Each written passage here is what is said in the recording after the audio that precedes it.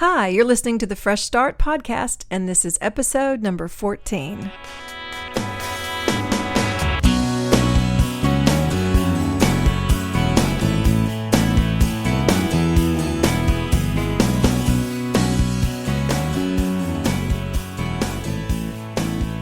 Hello, everyone. This is Marcia, and I'm here with Stacy, and welcome to the podcast. Hey, Stacy, where in the world are you? You have a green screen behind you. Yes, I'm in the key lime room of my southern Florida compound. I feel like you should be doing the weather. It's like Yeah, exactly. The green screen. Yeah, now I'm down visiting Dave down in South Florida, and it is hot. It's hot don't everywhere. don't even start. It has been the feels like has been over 100 here with high humidity for days and Man, days, and there's no end in sight. And I just posted a meme or a little thing on there. I noticed 8 more Mondays till fall. So I'm we need to count and down. I am on an official countdown. And a friend of mine he and I both love to decorate our houses for fall. Because I mean, if you decorate, I feel like that it's okay to start decorating September 1st for fall. I don't do it before then, but usually right around the 1st. Then you can leave up your fall decorations September, October, November. Mhm. Like your Christmas decorations are up and down before you know it. Mhm. But he sent me a little picture in text this morning. He had walked into Hobby Lobby and it's just covered in fall. There's, fall stuff everywhere. And he said, I walked in and my heart rate just immediately got slower and I got calmer. I was like, Fall is my favorite season. for you too, even in Florida, Yeah, is it it, is my favorite do season you in notice a big general. difference though of weather in Florida? Here, no. No. I mean, in North Florida, we have more seasons than we do in South Florida. Right. Um, but yeah, no, I loved Chattanooga when in the fall when you could just walk through the piles of leaves and crunch the leaves and it's just a wonderful season. Same. And here I am in Florida. I've been in I Florida like know you're going to miss it basically all. forever. The Tennessee's falls are beautiful. That's one thing Hmm. I do love about Tennessee. So I'm excited about that. So, and speaking of fall and seasons, we're coming here towards the end of summer, and Stacey and I are going to take a little break from the podcast. Not long. We're going to take the month of August off because it's too damn hot to do a podcast. No one needs any more hot air in the air. We've got enough. Exactly. We'll keep our mouths shut.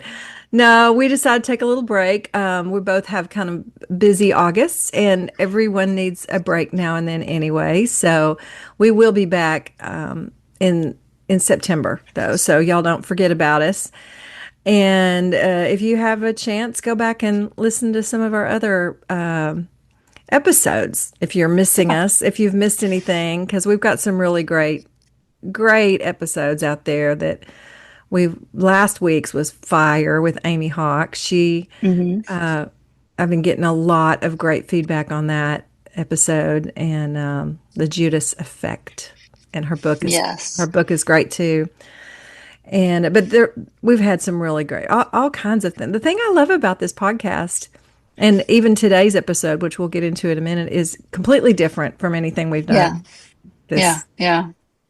this Yeah. If you're season. just tuning in now and you're looking for back episodes, just remember that Marcia and I have a whole lot of other episodes under the podcast God and My That's Girlfriends. true. If you haven't listened to the Mhm. God of My Girlfriend's podcast, which is on hiatus right now, we may go back and do another season of that at some point, but there's some great stuff on there too. So y'all check out Mhm. the God of My Girlfriend's podcast. But yeah, we're going to take a little break. I'm actually leaving Thursday for a 2-week tour. I'm hopping on a bus. I'm sort of semi-retired from that, but I am going to go out I sing backgrounds for anyone that doesn't know with an 80s pop guy named Christopher Cross, and they're in the middle of this huge national tour. It's Men at Work, Christopher Cross, and Toto, and I am a huge Toto fan. I mean, I grew up listening to Toto. Huge fan. So I'm really excited about just getting to watch Toto every night. Yeah, you are. Isn't that the rains down in Africa? What's Oh that song called? yeah, Africa? Africa and Rosanna. Hmm. You know, Oh, Rosanna, yeah. Rosanna. Yeah. Oh man, they've got some great stuff. They have a lot of big hits, but we actually got to see them in Japan last year when we were over there on tour, and they happened to be there, and they're friends with Christopher, and they got us tickets, and we happened to have the night off, so I actually got to see their show that night, and it was really great. But anyway, so yeah, I'm going to be. If you're we're kind of in the northeast for the 2 weeks that I'm on tour. But yeah, check ChristopherCross.com tour schedule, and if we're coming near you, come see us. Yeah. It's really a really great show. I've heard it's a great Yeah. show. I will find out. Yeah. And Well, that'll be fun. what are you gonna do in August during your break, Stacy? Yes. Well, you know how much I love the Enneagram. I know. I love it too, but you're the And sorry, I just blew right over you. What were you gonna say? No, I was just going to say you're the expert. You are into that. I have I use the IEQ 9 is the tool that I use with coaching and training. And I just looked at my numbers the other day and it's now over 350 people I've coached with this. Oh, Yeah, isn't that crazy? wow. And I just love it. Like I get so excited to talk to people about, to coach people with it and talk to Mm-hmm. people about it and to work with teams with it. It just is it changes the game.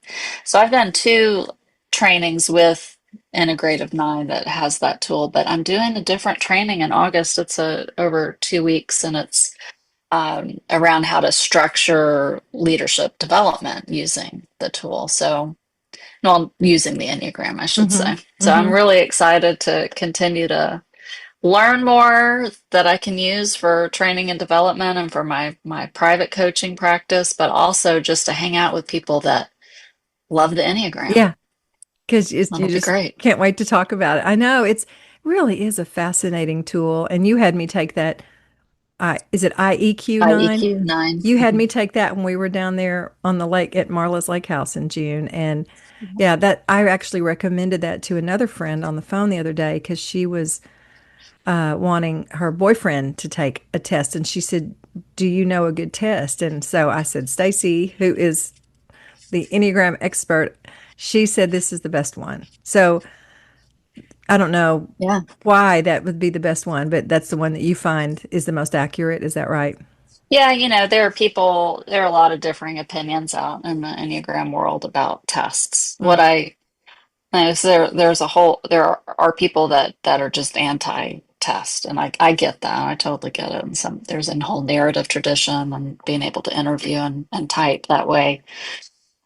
This test is adaptive in that it asks questions to really kind of help pinpoint patterns. And Mm-hmm. all I can say is, whether I'm working in a corporate setting or with my trauma informed coaching or just, regular private coaching. I have yet to coach someone who doesn't resonate with that report. Yeah. And it's a good starting point, it's a Yeah. great starting point. Not everything resonates, we're very unique, Mm-hmm. but it just brings a lot of self-awareness and insight. And a lot of us, and we'll talk to, Rosie in our podcast today, and part of what she does with helping women, coaching them through their career transitions and their career development,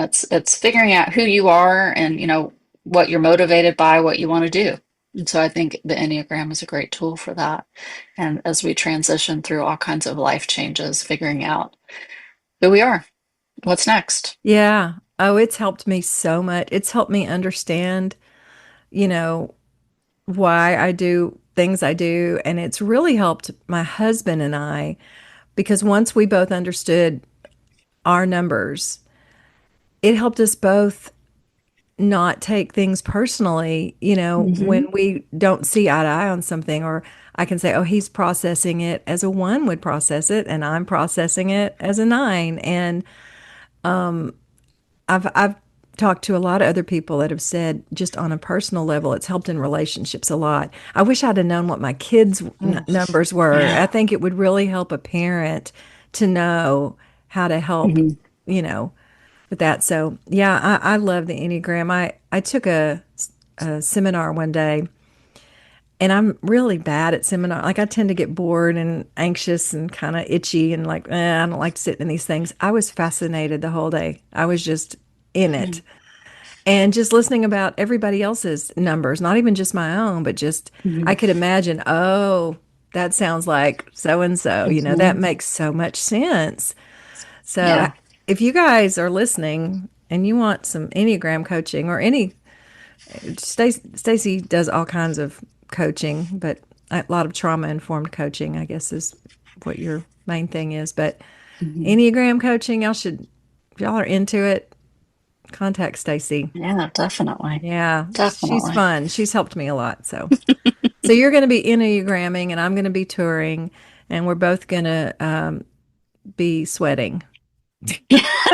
Basically, that is the quick synopsis. That's our Yes. August. Our August. Mm. Yeah, I'll miss doing this though, and I'll miss seeing you. We're gonna have to make sure we talk because we have Yes. built in, times together because we do this. But we'll make sure we check in. Hmm. And so Hmm. today we have Yeah. our last guest before our break, and this is really different. And I'm excited because I was actually just editing our interview with Rosie, and I love her passion about what she does. I was re-listening to Uh-huh. our interview with her, and she really, really is passionate about helping women in career transitions and helping them overcome a lot of things in the business world that hold them back. Hmm. And so even if you're not in the business world, I was saying, as a singer-songwriter, I don't do a lot of that's sort of not in my world, but I was fascinated listening to what she was saying just about how women have to approach career transitions and asking for salaries and everything else for a little bit differently than men.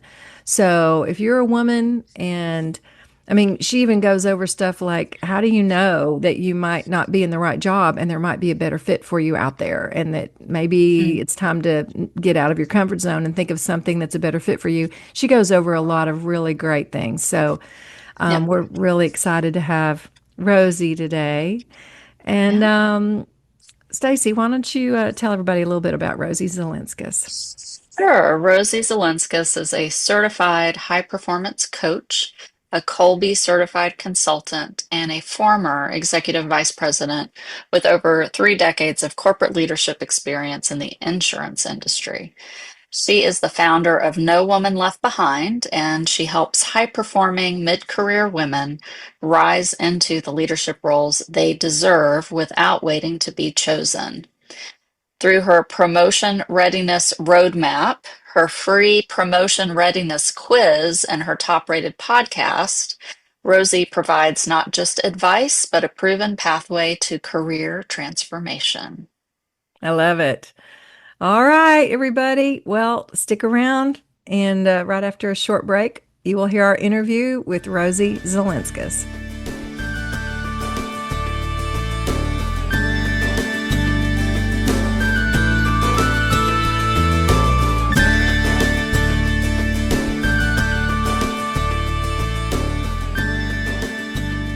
Hi, welcome to the Fresh Start podcast. This is Stacy, and I'm joined here with Marcia, our Hello, hello. fearless co-host.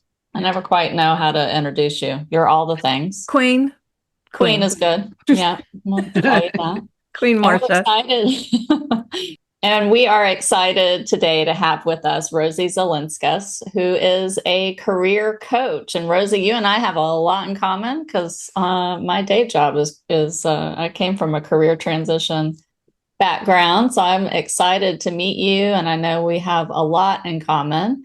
And in particular, you're working specifically with women and empowering women. So we're excited to hear more from you today. And so welcome to our listeners. Thank you very much. I'm very excited to talk about everything careers when it comes to advancing for women. That's awesome. I especially love your website, No Woman Left Behind. That's so great. Yes. NoWomanLeftBehind.com. That is perfect. So, just for our listeners, we already read your bios. They know a little bit about you, but can you just tell everyone, introduce yourself, tell us where you live, what your family like, just, where put yourself in space and time for our listeners a little bit. Sure, absolutely. So again, I'm Rosie Zilinskas. I am in the Chicagoland area. For those people that aren't familiar, there's Chicago, and then there's all the hundreds of Chicagoland. suburbs around Chicago. So I'm in Chicagoland, southwest suburb, Orland Park. It's about 30 miles outside of the city. I'm married. I have two children. My daughter's 24. My son is 26, and I'm very happy. They're out of the house. They're living their own lives, independent. So Here, my here. husband, my husband and I just came back from a 2-week trip. We did 1 week in Spain, 1 week in Portugal. We drove around, and it was so nice because we didn't have to worry about anybody. It was just the two of us. I have been in the corporate space for 32 years. I retired from the corporate space just about 2 years, is coming up September. And my entire career, I worked for 2 companies, but I had multiple jobs in each company, and all of it was in property and casualty insurance.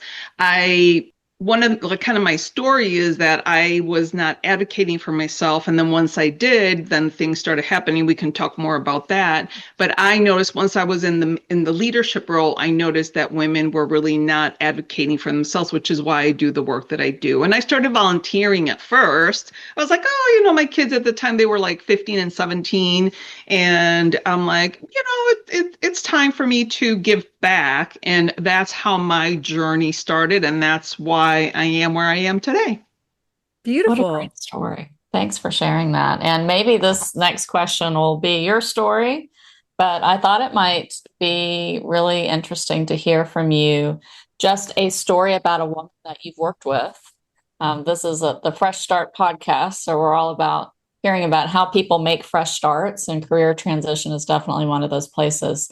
And specifically, too, as you tell the story, what it's like for you as a coach to help someone through this journey. Absolutely. So I do 2 primary private coaching programs, and I actually just finished each of those programs with 2 amazing women. One of them is the Promotion Readiness Roadmap. And so this woman, she got laid off at the end of last year, and she has actually another coach, an executive coach, but she was looking for something more strategic. And one of my friends referred her. And when I presented to her, listen, this is a roadmap. This is very tactical. So it's anything from, we look at your career goals. Where are you going? What do you want to do? Your aspirations. We start doing the entire assessment of, yes, the resume and the LinkedIn, but more than anything, what language are you using? How are you presenting yourself? How are you able to showcase to somebody that you can help them solve their problems? Because in an interview, we're so worried about ourselves, but really we should be listening to how we can help the hiring manager solve their problems. And that's where those little nuggets come in. Then we go through getting advice, like, trying to get feedback. And I always say feedback is fuel, because that really points you in the right direction of where you want to work in your career. And then the last piece is advertising the fact that you're interested in moving into another leadership position. We just completed that program, and this woman was like, that is exactly what I needed, because she said the job search is so overwhelming, and everybody only speaks about the resume and the interviewing, but they don't know all the pieces that go into the actual interviewing. And one of the key tasks that we do is creating a story vault. And the story vault is all of your accomplishments, like your 10 big accomplishments over your career that you really want to showcase. And we put it into a problem action solution, and then we convert it into a story. And it's like, and every time you have an interview or a networking event, you go into your story vault, you kind of refresh your memory on the things that you need to talk about. And that's what you bring to the table. So I know that's a long-winded explanation for the one program. So you let me know if you want me to go into the next one. Yeah, sure. And also, just I'm interested in your experience because you help people make fresh starts all the time. So, how does that feel for you? Yeah, so for me, it is such a fulfilling day when I actually have my coaching sessions and I get to help women. And it's so interesting because I'm sure you have both seen this, where a woman comes to you and they're like, I need to find a job, but really it's, how do I find that confidence to showcase myself in the best light? And that's what they're really looking for, help with confidence.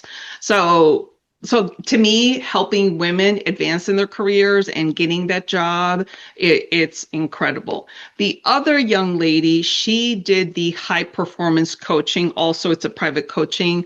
That's we meet 12 weeks and we start peeling back the onion of how their limiting beliefs are holding them back. And it's so interesting. And limiting beliefs are just those thoughts and ideas that you believe about yourself that are not necessarily true. And then once you actually start, talking about it from a different perspective, just a tiny example.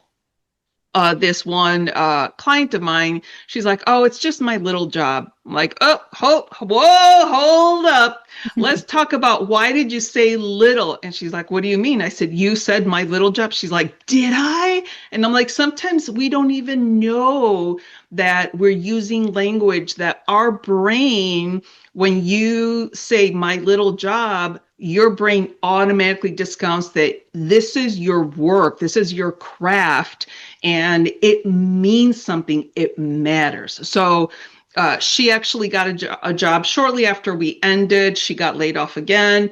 And then from there, she got another job. She didn't really like it. She started looking, and now she found her dream job. She's so happy with her job. And she said, without the coaching that we did together, she wouldn't have felt confident going to networking events, talking about herself. Her story vault is solid. So we did all of those things, and she's super happy with her job now, which in turn makes me happy.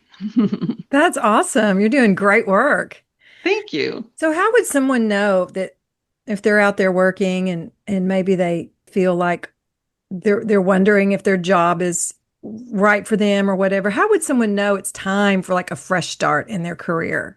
I think that has to do with a lot of reflection work. More than anything is the process that I bring them through is, we talk about your aspirations, your big why. What is it that lights you up when you're doing your job today? What task specifically are you doing that you just get lost in, and you're like so excited to work on that one thing that your hours just go by really quickly? And that also translates into your upbringing time, whether it's high school, college, or prior jobs. I actually was talking to a young woman, and she's actually in learning and development right now. And I said, all right, well, what's your next step? What are you excited about in this learning and development? And she's like, I'm not. I'm like, you're not? Like, that was news to me. And I said, well, what are you excited about? And she's like, I did a research job like 10 years ago. And she's still excited about her research job that she no longer does. And I was like, why are we not pursuing that? And she's like, I don't know. I'm like, you had not shared that with me. Oh, yeah. And this is a newer client as well, so we haven't Mhm. had that much time. But when I said that, let's look into doing the research. And you could just see it in her face, the difference between what do you want to do in learning and development? She was like, what do you want to do? She's like, well, I could do this, this, and this. And it was such a big difference. And you can tell when someone is like into the job that they have or not. So definitely reflection work, but a lot of times you're doing something, and again, you need that other perspective from somebody else to help you realize that that's not really what you want to do. So it's so interesting. It's like you're telling my story because when I came out of corporate America, I'd had a 24/7, 365 job for 23 years. Like it was just a lot. And I loved it, but it was a lot.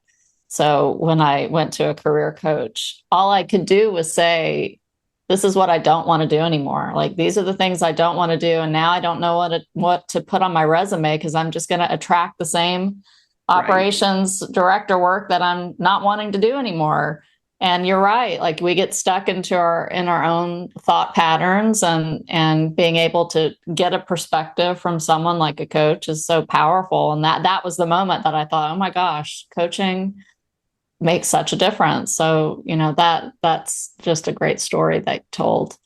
And I think if anyone hasn't tried coaching specifically for career transition, that's one great reason to pursue your services. Yeah.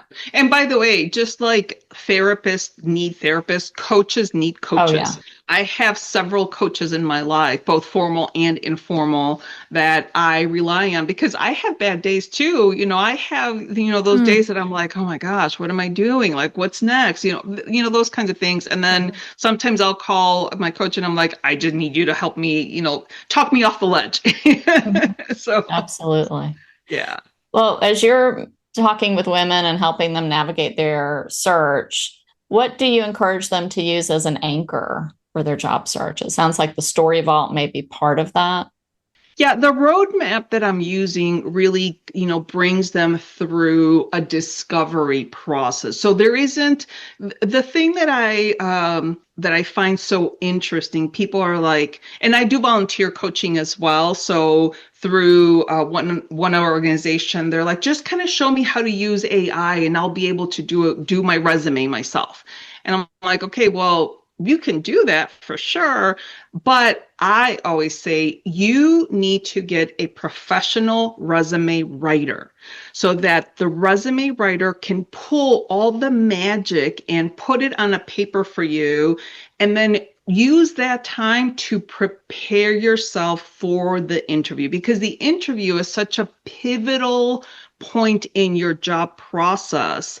And then I have, and I'm sure you both have experienced this, but I teach my clients how to go through the process, the job search process with their thinking partner, whatever generative AI they're using. And I always say it's just an idea, a brainstorm partner. It's not the end all be all. Everybody knows you have to double check information and things like that. But again, it gives you a perspective. Now, the one thing that I have been telling people to do most recently is, and I heard this, I'm on the board of National Speakers Association, and one of the presenters came in and he said, I tell ChatGPT to be a bastard to me, to just be mean and to be critical. And I was like, oh my gosh, that makes so much sense, because ChatGPT or any of the generative AIs wants to make you happy.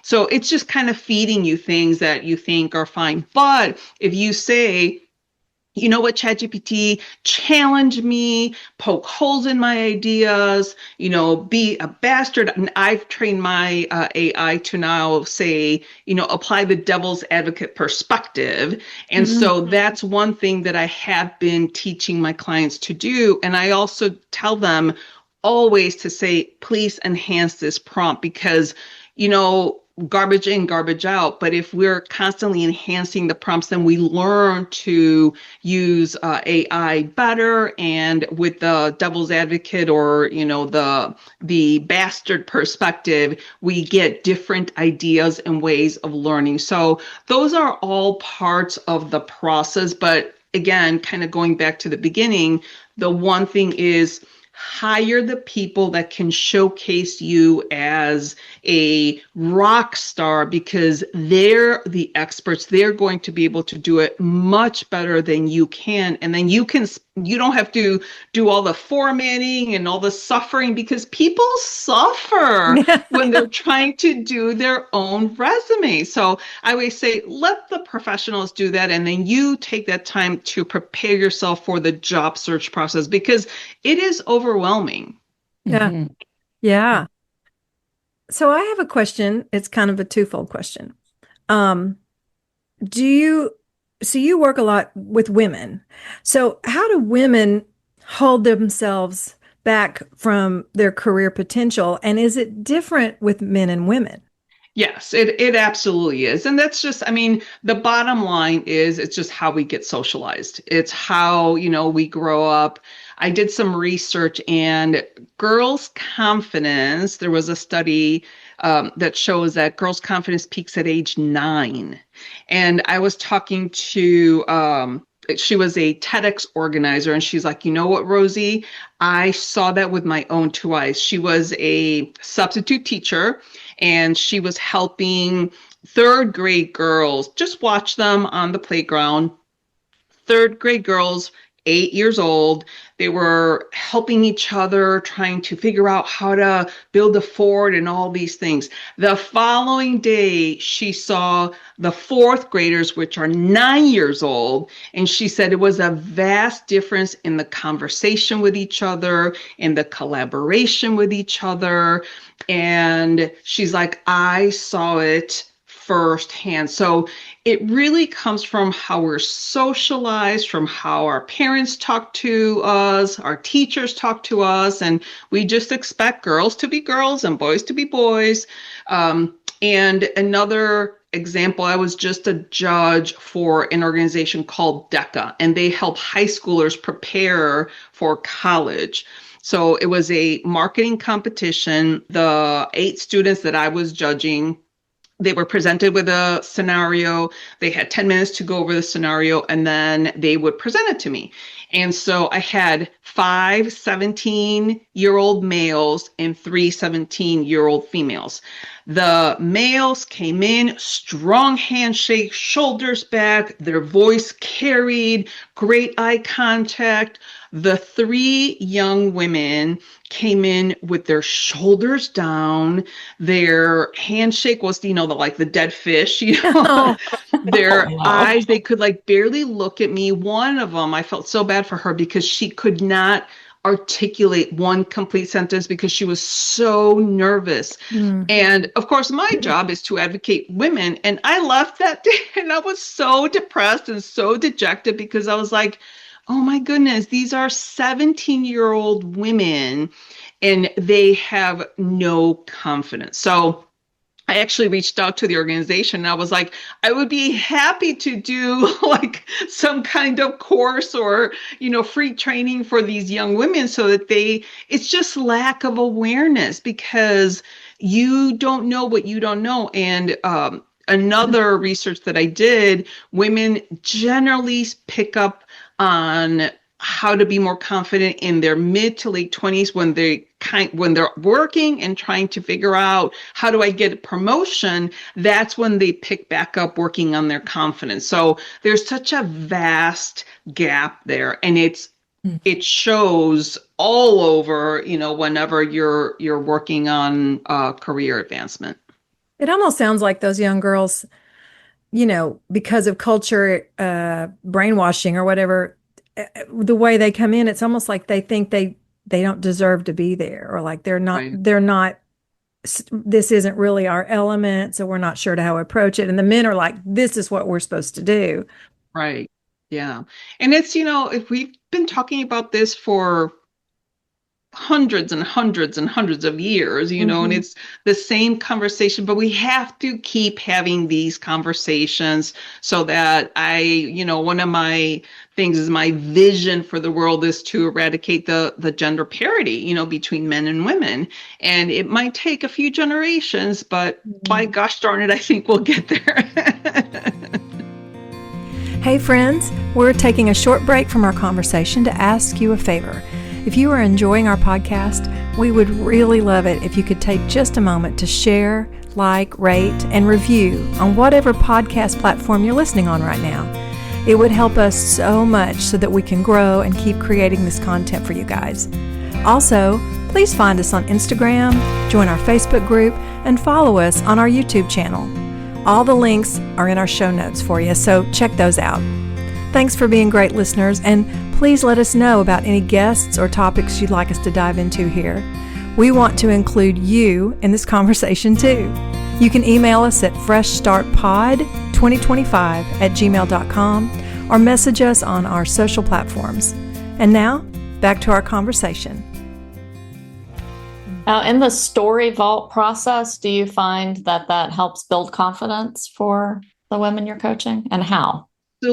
Absolutely. So everything that we do helps build confidence, but the story vault is key because they have their bank of stories that they can pull from. And then a lot of times they're like, well, Rosie, what do I do if I don't know the answer to something? I'm like, oh, that is super easy. You say, you know what?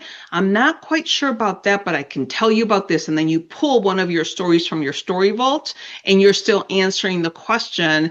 And then you address, if you remember, which generally you remember that one question that you didn't know the answer to, then you can address it in the thank you note. And you just say, you know what? I remember that you asked me about this. I thought about it more, and then this is the answer. So there's always, a way to close the loop on that.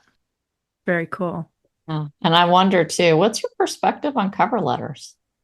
As a matter of fact, that is so funny that you asked me, because I was on I'm part of an enterprise, and we do a lot of resumes. We're resume coaches and career coaches and stuff. And the head of this organization was like, resume letters are still very relevant. And a lot of people are like, oh, cover letters are not a big deal, don't worry about it. But she's like, no, this is exactly where you want to make yourself stand out. This is exactly where you want to say why you're excited and why you're the best candidate. And she's a big results oriented individual. So this is where you can highlight, one of your biggest accomplishments that you may not have been able to highlight as much as you wanted to on the resume. So she was absolutely adamant that cover letters are still a main staple of the process. I get that question a lot too. What really? Wow. Well, as a singer-songwriter, I haven't had to go through much of this, so this is fascinating. I just have to sing myself into interviews. I was reading some of your work, and you were talking about how there is still such a big gender pay gap. There's still so many issues in that world between men and women becoming equal. And I think probably when you're going in and trying to negotiate your pay, trying to ask for the same that a man gets, or negotiating a position. I mean, how do you teach women to be better negotiators? And what are some quick tips for someone out there? Yeah, I actually just went through this process with my client that we finished this roadmap coaching.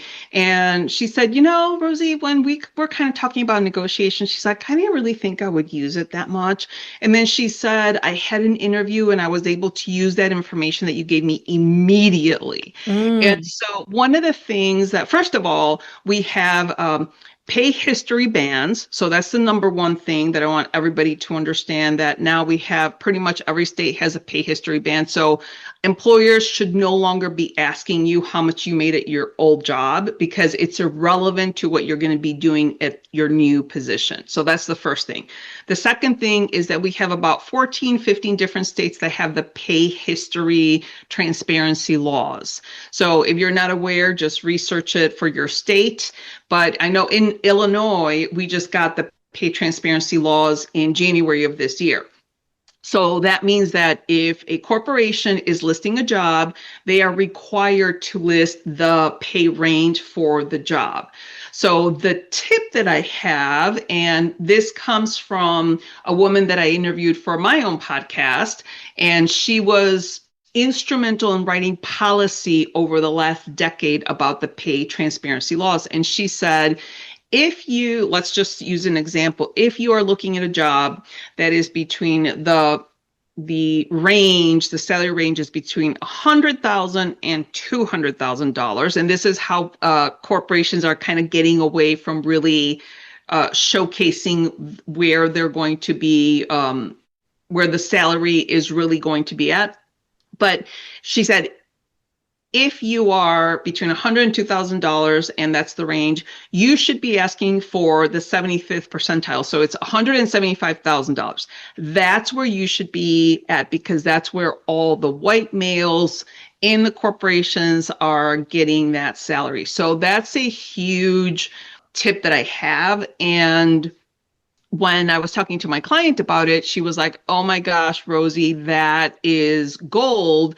And also, we always want to have a dream salary, a doable salary, and a deal breaker salary. So I told her, you know what, make sure that you're in that 75th percentile range of the salary range. And she gave them her dream number, and they didn't even bat an eye. So it's also, you have to do the research though. So I gave her, a few websites to make sure that she knew exactly where her skills were, in commensurate to other positions, the same caliber and stuff like that. So you definitely have to do your research to come up with those numbers. But once you have them, then you're golden. So a lot of times if a recruiter presses you or someone else is pressing you, you give them your dream number, and it's always negotiable. So that's some quick tips on negotiating.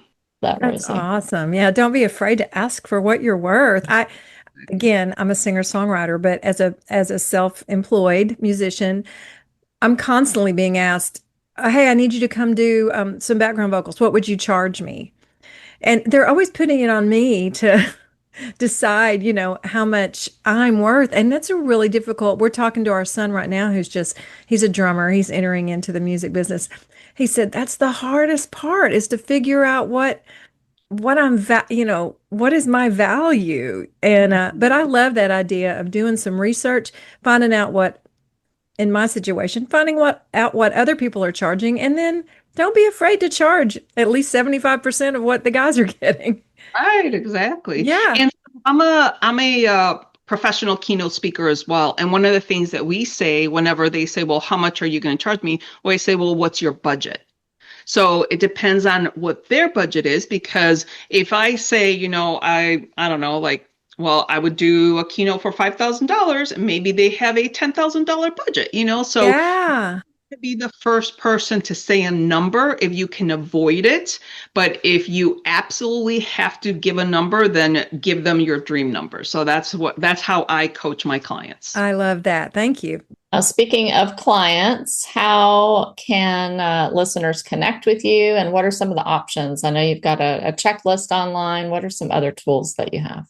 Yeah, so I have a couple of different private coaching. So again, one of them is the Promotion Readiness Roadmap. The other one is the High Performance It's a certified high performance coaching, and that's the one where we uncover the limiting beliefs. But the one that is really wonderful is the Unlock the Leader with It membership, because it's much more affordable. It's a really very affordable entry point, and you get me twice a month. We talk about different topics on career, and then the last week of the month, it's open office hours. So you get me for an entire hour. I was just telling my members, I'm like, and it's usually 7 or Wednesdays from 6 to 7 Central Time. So I'm like, if it's like 6:43 and you're like, oh my gosh, I needed to ask Rosie a question, pop in because I will be there the entire hour, whether someone is there or not.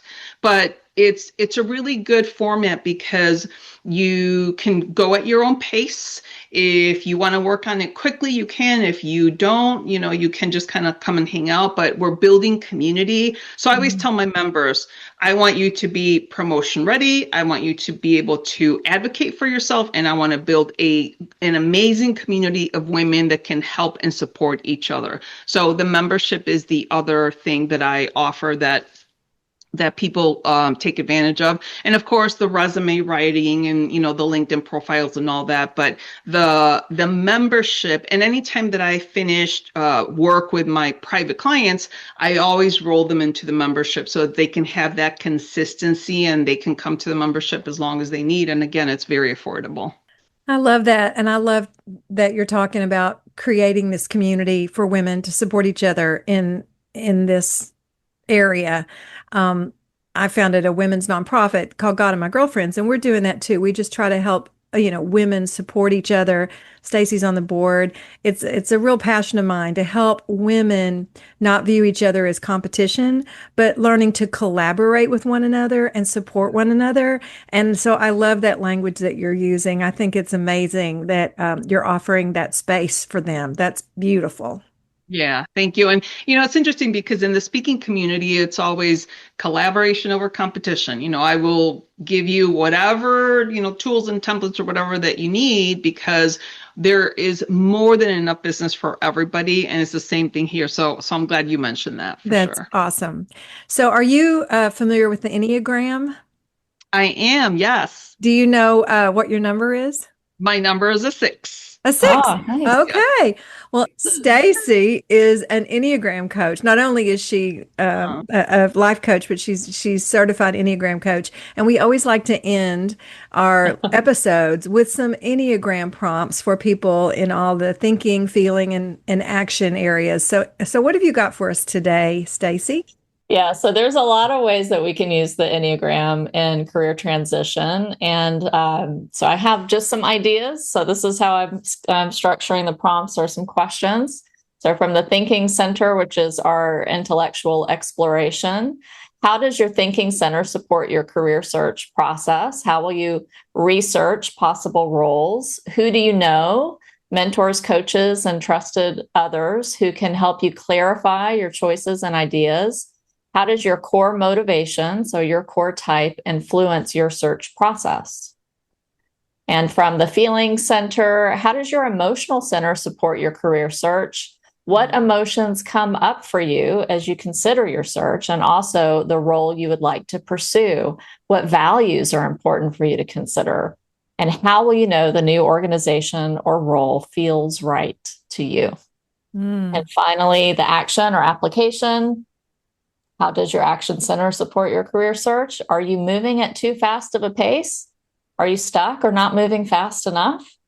How do you tune into your intuition as an anchor for your search? And what is one practical step you can take today to move closer to your desired career change?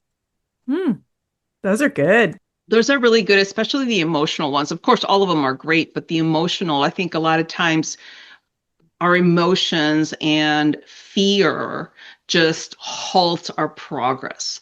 And so the emotional questions are very powerful. Yeah, I love that. Well, we're going to definitely link in the show notes your website, your LinkedIn, your career readiness checklist, so everyone can check on that. So yeah, if you're out there, no matter what you do, I think I'm learning that we don't have to do everything. Like sometimes when I was starting my nonprofit, I was trying to design my own website. I was just trying to do everything. And finally one day I realized, you know what? There are experts at this that can do it in a fraction of the time that I'm spending here hours trying to figure out how to do when I can be doing what I'm better at, what I'm good at. And just learn how. So I love what you're talking about. Like, get a resume writer that can do it for you well. You don't have to spend hours and suffer through all of that. And so yeah, you've given us so much to think about today. And whether or not you're in like business career or even me. I've really enjoyed this conversation. So thank you so much for coming on and being with us today. Well, thank you very much. It was very lovely. It's lovely to meet both of you. And Marcia, by the way, how did you get the podcast started being in music? Just curious. Well, it's funny. So I had a podcast earlier. It's called the God of My Girlfriends podcast, and Stacy and I co-hosted that. And it talks about women's relationships with one another, trying to help break down the walls of society that tell us to compete with one another. And then also, help women, whatever their spiritual beliefs are, just help them connect with God and with each other and with themselves, learn how to trust themselves and learn how to put themselves first. So that's a lot what we talk about on that podcast. And then we started this fresh, we took a hiatus from that. We've started this one. But to answer specifically your question, in 2020, when the world shut down, my husband and I had to learn how to record at home because all of the studios here in Nashville that you would normally go to, we couldn't go record. So people just started sending files to each other. You have a studio at your house. I had to learn how to record myself at home with the right operating system and the right microphone and the whole process. And I'm 63. So I was, late 50s. I did not want to do it. I went into this new season kicking and screaming. I'm too old to learn something new. But I did. I'm so proud of myself. And in the process of learning how to do this, I got the idea. I fell in love with podcasts and I was like, hey, I know how to edit. I know how to do all this. Let's start a podcast. And so it's funny how I think life sometimes gives us these little bricks, these little stepping stones that take us, you don't realize what that skill is really for in the long run, but it's a skill that ends up taking you where you need to be. So that's how we got here. That's awesome. Well, thank you for answering my question. That's lovely. Yeah. And thanks again. Thanks so much. We really enjoyed this conversation and we hope everyone will go check out her website, No Woman Left Behind. If you need some coaching, check out Rosie. And if there's anything we can do for you in the future, just let us know. Stay in touch.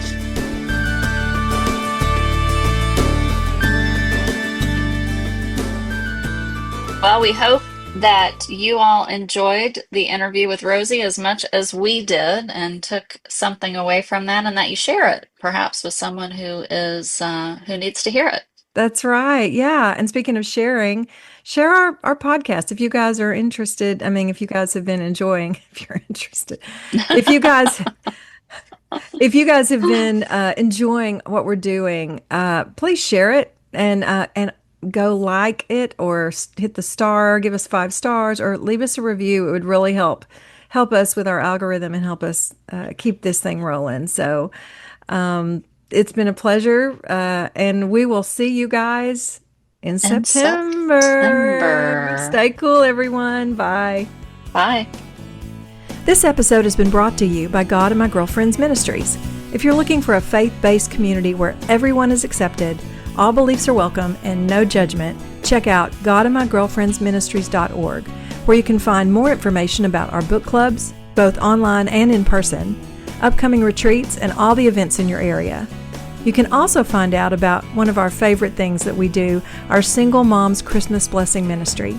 So go check out godandmygirlfriendsministries.org. We would love to have you a part of our community.